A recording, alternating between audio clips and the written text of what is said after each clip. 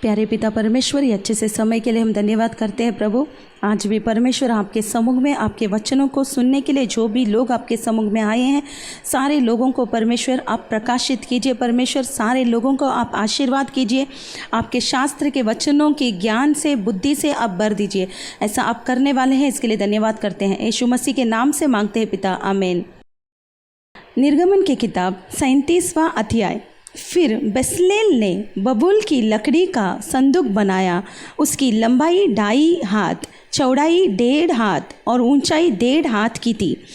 उसने उससे भीतर बाहर चौके सोने से मढ़ा और उसके चारों ओर सोने की बाड़ बनाई और उसके चारों पायों पर लगाने को उसने सोने के 4 कड़े डाले। 2 कड़े एक ओर और 2 कड़े दूसरी ओर लगे। फिर उसने बबूल के डंडे बनाए और उन्हें सोने से मढ़ा और उनको संदूक के दोनों ओर के कड़ों में डाला कि उनके बल संदूक उठाया जाए। फिर उसने चौके सोने के प्रायश्चित वाले ढकने को बनाया।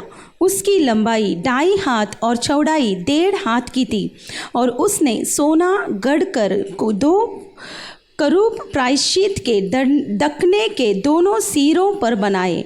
एक करूब एक सिरे पर और दूसरा करूब दूसरे सिरे पर बना।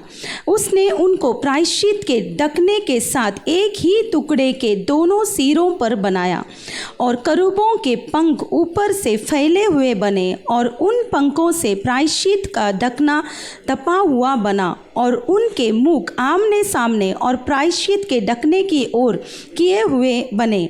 फिर उसने बबूल की लकड़ी की मेज को बनाया। उसकी लंबाई 2 हाथ, चौड़ाई 1 हाथ और ऊंचाई 1.5 हाथ की थी और उसने उसको चौके सोने से मढ़ा और उसमें चारों ओर सोने की एक बाड़ बनाई और उसने उसके लिए 4 अंगुल चौड़ी एक पटरी और एक पटरी के लिए चारों ओर सोने की एक बाड़ बनाई। उसने मेज के लिए सोने के 4 कड़े डालकर उन चारों का कोनों में लगाया जो उसके चारों पायों पर थे। वे कड़े पटरी के पास मेज उठाने के डंडों के कानों का काम देने को बने। उसने मेज उठाने के लिए डंडों को बबूल की लकड़ी के बनाए और सोने से मढ़ा और उसने मेज पर का सामान अर्थात परात, धूपदान, कटोरे और उंडेलने के बर्तन सब चौके सोने के बनाए। फिर उसने चौका सोना गढ़ के पाए और डंडी समेत दीवट को बनाया।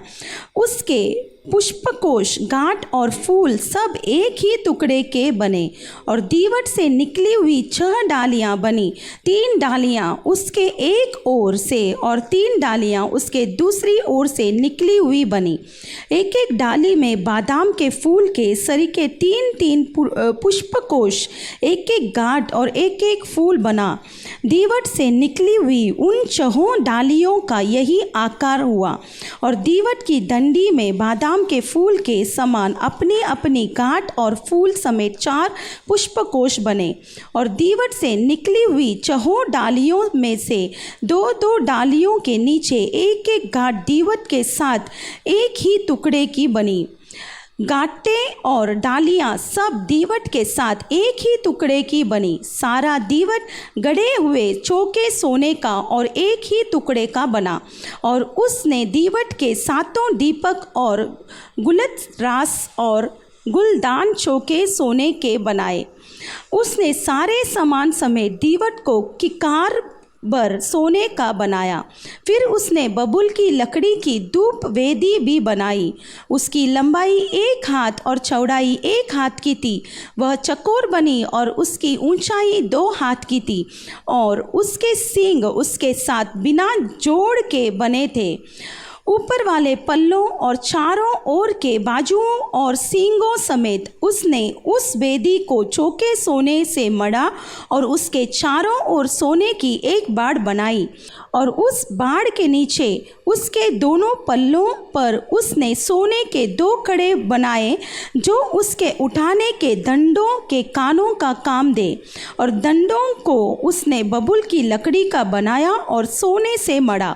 उसने अभिषेक का पवित्र तेल और सुगंध द्रव्य का धूप गंधी की रीति के अनुसार बनाया। निर्गमन के किताब 38वां अध्याय। फिर उसने बबुल की लकड़ी की होम वेदी भी बनाई। उसकी लंबाई 5 हाथ और चौड़ाई 5 हाथ की थी। इस प्रकार से वह चकोर बनी और ऊंचाई 3 हाथ की थी। उसने उसके चारों कोनों पर उसके 4 सिंह बनाए। वे उसके साथ बिना जोड़ के बने और उसने उसको पीतल से मढ़ा। और उसने वेदी का सारा सामान अर्थात उसकी हांडियाँ, फावड़ियों, कटोरे, कांटों और करचों को बनाया। उसका सारा सामान उसने पीतल का बनाया। और वेदी के लिए उसके चारों ओर की कंगनी के तले उसने पीतल की जाली की एक जंजरी बनाई। वह नीचे से वेदी की ऊंचाई के मध्य तक पहुंची। उसने पीतल की जंजरी के चारों कोनों के लिए 4 कड़े डाले जो दंडों के कानों का काम दे। फिर उसने दंडों को बबूल की लकड़ी का बनाया और पीतल से मढ़ा। तब उसने दंडों को वेदी के किनारों के कड़ों में वेदी के उठाने के लिए डाल दिया। वेदी को उसने तख्तों से कोकली बनाया। उसने हौदी और उसका पाया दोनों पीतल के बनाए। यह मिलाप वाले तंबू के द्वार पर सेवा करने वाली महिलाओं के पीतल के दर्पणों से बनाए गए। फिर उसने आंगन बनाया और दक्षिण की ओर के लिए आंगन के पर्दे बड़ी हुई सूक्ष्म सनी के कपड़े के थे और सब मिलाकर 100 हाथ लंबे थे। उनके लिए 20 खंबे और इनकी पीतल की 20 कुर्सियां बनी और खंभों की गुंडियां और जोड़ने की चढ़े चांदी की बनी। और उत्तर की ओर के लिए भी 100 हाथ लंबे पर्दे बने और उनके लिए 20 खंबे और इनकी पीतल की 20 ही कुर्सियां बनी और खंभों की गुंडियां और जोड़ने की चढ़े चांदी की बनी। और पश्चिम की ओर के लिए सब पर्दे मिलाकर 50 हाथ के थे। उनके लिए 10 खंबे और 10 ही उनकी कुर्सियां थी और खंभों की गुंडियां और जोड़ने की चढ़े चांदी की थी। और पूरब की ओर भी वह 50 हाथ के थे। आंगन के द्वार के एक ओर के लिए 15 हाथ के पर्दे बने और उनके लिए 3 खंबे और 3 कुर्सियां थी। और आंगन के द्वार के दूसरी ओर भी वैसा ही बना था। और आंगन के दरवाजे के इधर और उधर 15-15 हाथ के पर्दे बने थे और उनके लिए 3 ही 3 खंबे और 3 ही 3 इनकी कुर्सियां भी थी। आंगन के चारों ओर सब पर्दे सूक्ष्म बटी हुई सनी के कपड़े के बने हुए थे और खंभों की कुर्सियां पीतल की और गुंडियां और चढ़े चांदी की बनी और उनके सिर चांदी से मढ़े गए और आंगन के सब खंभे चांदी की छड़ों से जोड़े गए थे। आंगन के द्वार के पर्दे पर बेल बूटे का काम किया हुआ था और वह नीले, बैंगनी और लाल रंग के कपड़े का और सूक्ष्म बटी हुई सनी के कपड़े के बने थे और उसकी लंबाई 20 हाथ की थी और उसकी ऊंचाई आंगन की कनात की चौड़ाई के समान 5 हाथ की बनी। और उनके लिए 4 खंबे और खंबे की 4 ही कुर्सियां पीतल की बनी। उनकी गुंडियां चांदी की बनी और उनके सिर चांदी से मढ़े गए और उनकी चढ़े चांदी की बनी। और निवास और आंगन के चारों ओर के सब खूंटे पीतल के बने थे। साक्षी पत्र के निवास का सामान जो लेवियों के सेवा कार्य के लिए बना और जिसकी गिनती हारून याजक के पुत्र इतमार के द्वार मूसा के कहने से हुई थी, उसका विवरण यह है। जिस जिस वस्तु के बनाने की आज्ञा यहोवा ने मूसा को दी थी, उसको यहोवा के गोत्र वाले बसलेल ने, जो हूर का पोता और ऊरी का पुत्र था, बना दिया। और उसके संग दान के गोत्र वाले अहीसामाक का पुत्र अहोलीआब था, जो नक्काशी करने और काटने वाला और नीले, बैंगनी और लाल रंग के और सूक्ष्म सनी के कपड़े में कढ़ाई करने वाला निपुण कारीगर था। पवित्र स्थान के सारे काम में जो बेट का सोना लगा, वह पवित्र स्थान के शकेल के हिसाब से 29 किखार और 730 शकेल था। और मंडली के गिने हुए लोगों की बेट की चांदी पवित्र स्थान के शेकेल के हिसाब से 100 किकार और 1775 शेकेल थी, अर्थात जितने 20 वर्ष के और उससे अधिक आयु के गिने गए थे वे 6,03,550 पुरुष थे, और एक एक जन की ओर से पवित्र स्थान के शेकेल के अनुसार आधा शेकेल जो एक बेका होता है मिला, और वह 100 किकार चांदी पवित्र स्थान और बीच वाले पर्दे दोनों की कुर्सियां के डालने में लग गई। 100 किकार से 100 कुर्सियां बनी, एक एक कुर्सी एक किकार की बनी, और 1775 शेकेल जो बच गए उनसे कंबों की गुंडियां बनाई गई, और कंबों की चोटियां मढ़ी गई, और उनकी चढ़े भी बनाई गई, और बेट का पीतल स्तर किकार और 2400 शेकेल था। इससे मिलाप वाले तंबू के द्वार की कुर्सियां और पीतल की वेदी, पीतल की जंजरी और वेदी का सारा सामान, और आंगन के चारों ओर की कुर्सियां और उसके द्वार की कुर्सियां और निवास और आंगन के चारों ओर के कूटे भी बनाए गए। लूका के किताब 4 अध्याय। फिर यीशु पवित्र आत्मा से भरा हुआ यरदान से लौटा और 40 दिन तक आत्मा के सिखाने से जंगल में फिरता रहा, और शैतान उसकी परीक्षा करता रहा। उन दिनों में उसने कुछ न खाया, और जब वे दिन पूरे हो गए तो उसे भूख लगी। तब शैतान ने उससे कहा, यदि तू परमेश्वर का पुत्र है तो इस पत्थर से कह कि रोटी बन जाए। यीशु ने उसे उत्तर दिया, लिखा है, मनुष्य केवल रोटी से जीवित न रहेगा। तब शैतान उसे ले गया और उसको पल भर में जगत के सारे राज्य दिखाए, और उससे कहा, मैं यह सब अधिकार और इनका वैभव तुझे दूंगा, क्योंकि वह मुझे सौंपा गया है, और जिसे चाहता हूँ उसी को दे देता हूँ। इसलिए यदि तू मुझे प्रणाम करे तो यह सब तेरा हो जाएगा।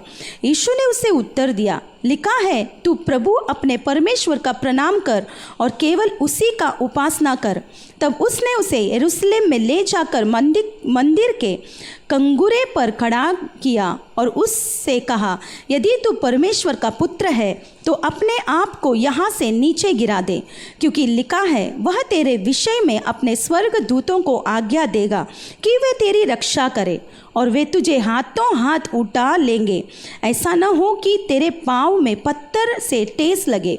यीशु ने उसको उत्तर दिया, यह भी कहा गया है, तू प्रभु अपने परमेश्वर की परीक्षा न करना। जब शैतान सब परीक्षा कर चुका तब कुछ समय के लिए उसके पास से चला गया। फिर यीशु आत्मा की सामर्थ से भरा हुआ गलील को लौटा, और उसकी चर्चा आसपास के सारे देश में फैल गई। वह उनके आराधनालयों में उपदेश करता रहा और सब उसकी बड़ाई करते थे। फिर वह नाजरत में आया, जहाँ पाला पोसा गया था, और अपनी रीति के अनुसार सप्ताह के दिन आराधनालय में जाकर पढ़ने के लिए खड़ा हुआ। यशाया भविष्यद्वक्ता की पुस्तक उसे दी गई, और उसने पुस्तक खोलकर वह जगह निकाली जहाँ यह लिखा था, प्रभु का आत्मा मुझ पर है, इसलिए कि उसने कंगालों को सुसमाचार सुनाने के लिए मेरा अभिषेक किया है, और मुझे इसलिए भेजा है कि बंदियों को छुटकारे और अंधों का दृष्टि पाने का सुसमाचार प्रचार करूं, और कुचले हुओं को छुड़ाऊं, और प्रभु के प्रसन्न रहने के वर्ष का प्रचार करूं। तब उसने पुस्तक बंद करके सेवक के हाथ में दे दी और बैठ गया, और आराधनालय के सब लोगों की आंखें उस पर लगी थी। तब वह उनसे कहने लगा, आज ही यह लेख तुम्हारे सामने पूरा हुआ है। सब ने उसे सराहा, और जो अनुग्रह की बातें उसके मुंह से निकलती थी उनसे अचंभित हुए और कहने लगे, क्या यह यूसुफ का पुत्र नहीं? उसने उनसे कहा, तुम मुझ पर यह कहावत अवश्य कहोगे कि हे वैद्य, अपने आप को अच्छा कर। जो कुछ हमने सुना है कि कफरनहूम में किया गया है, उसे यहाँ अपने देश में भी कर। और उसने कहा, मैं तुमसे सच कहता हूँ, कोई भविष्यद्वक्ता अपने देश में मान सम्मान नहीं पाता। मैं तुमसे सच कहता हूँ कि एलिय्याह के दिनों में जब 3.5 वर्ष एक आकाश बंद रहा, यहाँ तक कि सारे देश में बड़ा अकाल पड़ा, तो इज़राइल में बहुत सी विधवाएं थीं, पर एलिय्याह उसमें से किसी के पास नहीं भेजा गया, केवल सईदा के सारफत में एक विधवा के पास। और एलीशा भविष्यद्वक्ता के समय इज़राइल में बहुत से कोढ़ी थे, पर सीरियावासी नामन को छोड़ उनमें से कोई शुद्ध नहीं किया गया। ये बातें सुनते ही जितने आराधनालय में थे सब क्रोध से भर गए और उठकर उसे नगर से बाहर निकाला और जिस पहाड़ पर उसका नगर बसा हुआ था उसकी चोटी पर ले चले कि उसे वहाँ से नीचे गिरा दे, परंतु वह उनके बीच में से निकल कर चला गया। फिर वह गलील के कफरनहूम नगर को गया और सब्त के दिन लोगों को उपदेश दे रहा था। वे उसके उपदेश से चकित हो गए, क्योंकि उसका वचन अधिकार सहित था। आराधनालय में एक मनुष्य था जिसमें अशुद्ध आत्मा थी। वह ऊंचे स्वर से चिल्ला उठा, हे यीशु नासरी, हमें तुझसे क्या काम? क्या तू हमें नष्ट करने आया है? मैं तुझे जानता हूँ, तू कौन है? तू परमेश्वर का पवित्र जन है। यीशु ने उसे डांट कर कहा, चुप रह और उसमें से निकल जा। तब दुष्ट आत्मा उसे बीच में पटक कर बिना हानि पहुँचाए उसमें से निकल गई। इस पर सबको अचंभा हुआ और वे आपस में बातें करके कहने लगे, यह कैसा वचन है, क्योंकि वह अधिकार और सामर्थ्य के साथ अशुद्ध आत्माओं को आज्ञा देता है और वे निकल जाती है। इस प्रकार चारों ओर हर जगह उसकी चर्चा होने लगी। वह आराधनालय में से उठकर शमौन के घर में गया। शमौन की सास को ज्वर चढ़ा हुआ था और उन्होंने उसके लिए उससे विनती की। उसने उसके निकट खड़े होकर ज्वर को डांटा और ज्वर उतर गया और वह तुरंत उठकर उनकी सेवा टहल करने लगी। सूरज डूबते समय जिन जिन के यहाँ लोग नाना प्रकार की बीमारियों में पड़े हुए थे, वे सब उन्हें उसके पास ले आए और उसने एक एक पर हाथ रखकर उन्हें चंगा किया। और दुष्ट आत्माएं भी चिल्लाती और यह कहती हुई कि परमेश्वर का पुत्र है, बहुतों में से निकल गई, पर वह उन्हें डांटता और बोलने नहीं देता था, क्योंकि वे जानती थी कि वह मसीह है। जब दिन हुआ तो वह निकलकर एक सुनसान जगह में गया और भीड़ की भीड़ उसे ढूंढती हुई उसके पास आई और उसे रोकने लगी कि वह उनके पास से न जाए। परंतु उसने उनसे कहा, मुझे अन्य नगरों में भी परमेश्वर के राज्य का सुसमाचार सुनाना अवश्य है, क्योंकि मैं इसीलिए भेजा गया हूँ। और वह गलील के आराधनालयों में प्रचार करता रहा। प्यारे पिता परमेश्वर, आज भी परमेश्वर सारे लोगों ने परमेश्वर आपके वचन सुनी है। आप जिस प्रकार परमेश्वर हर एक जगह पर जाकर आपकी सुसमाचार परमेश्वर आपने प्रकट की थी, वैसा ही परमेश्वर आज भी परमेश्वर आपके शास्त्र के वचन द्वारा सारे लोगों के अंदर आपके विषय में परमेश्वर एक सुसमाचार लोगों को मिली है। परमेश्वर ये लोग परमेश्वर आपके पीछे आने के लिए आप मदद कीजिए। ऐसा आप करने वाले हैं, इसके लिए हम धन्यवाद करते हैं। सारे लोगों को आपके आशीर्वाद से, आपके प्रसन्नता से परमेश्वर आप भर दीजिए। यीशु मसीह के नाम से मांगते हैं पिता, आमीन। God bless you.